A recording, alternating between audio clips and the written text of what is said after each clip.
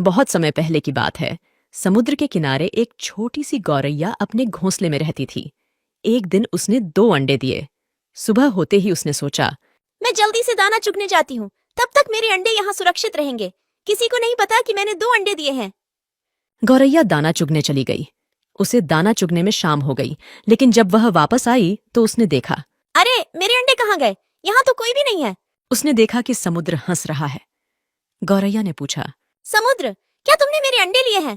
तुम हंस क्यों रहे हो? मुझे सच सच बता दो, मेरे अंडे कहाँ हैं? तुमने ही मेरे अंडे चुराए हैं। मेरे अंडे वापस करो। समुद्र ने जवाब दिया, नहीं, मैंने तुम्हारे अंडे नहीं लिए। मैं क्यों तुम्हारे अंडे लूंगा? मुझे तुम्हारे अंडे चुरा कर क्या मिलेगा? मुझे नहीं पता तुम्हारे अंडे कहाँ हैं। मुझे परेशान मत करो, खुद ही ढूंढ लो अपने अंडे। समुद्र की बात सुनकर गौरैया को गुस्सा आ गया। उसने कहा, अगर तुमने मेरे अंडे वापस नहीं किए तो मैं तुम्हें पूरा सुखा दूंगी। एक माँ की ताकत को तुम नहीं जानते। माँ अपने बच्चों पर कोई आंच नहीं आने देती। समुद्र हंसते हुए बोला। तू मुझे सुखाएगी? तू गौरैया, चल ये कोशिश करके देख ले। गौरैया गुस्से में अपनी छोटी सी चोंच में समुद्र का पानी भरती और किनारे पर उड़ेल देती।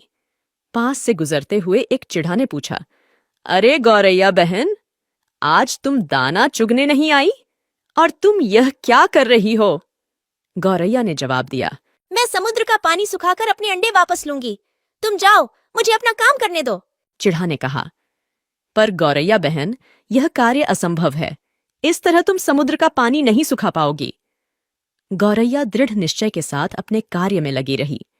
जब वह थक जाती तो थोड़ी देर रुककर फिर से काम में जुट जाती। इस कार्य में गौरैया को कई दिन हो चुके थे।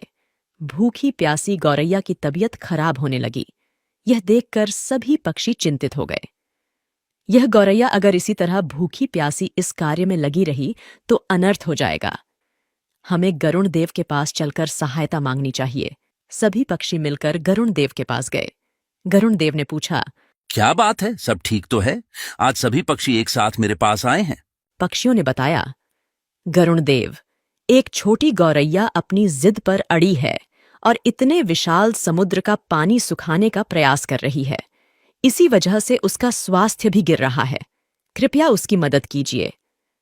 गरुण देव समुद्र तट पर गौरैया के पास गए और बोले, गौरैया, मेरी चोंच थोड़ी बड़ी है। क्या इस कार्य में मैं तुम्हारी कुछ सहायता करूं? नहीं गरुण देव, आप मेरी वजह से परेशान मत होइए। ये मेरी लड़ाई है, मैं इसे खुद लड़ूंगी। मुझे कोई मदद नहीं चाहिए। गरुण देव ने सोचा, बच्चों की वजह से यह चिड़िया किसी की नहीं सुनेगी।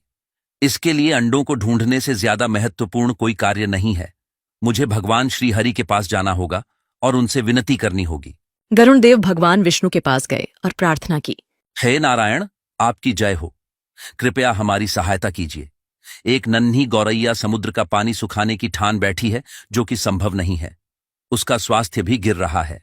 पक्षीराज गरुण, मैं इस गौरैया के दृढ़ निश्चय से बहुत प्रसन्न हूँ। हे समुद्र देव, आप पीछे हट जाइए और गौरैया को उसके अंडे लेने दीजिए।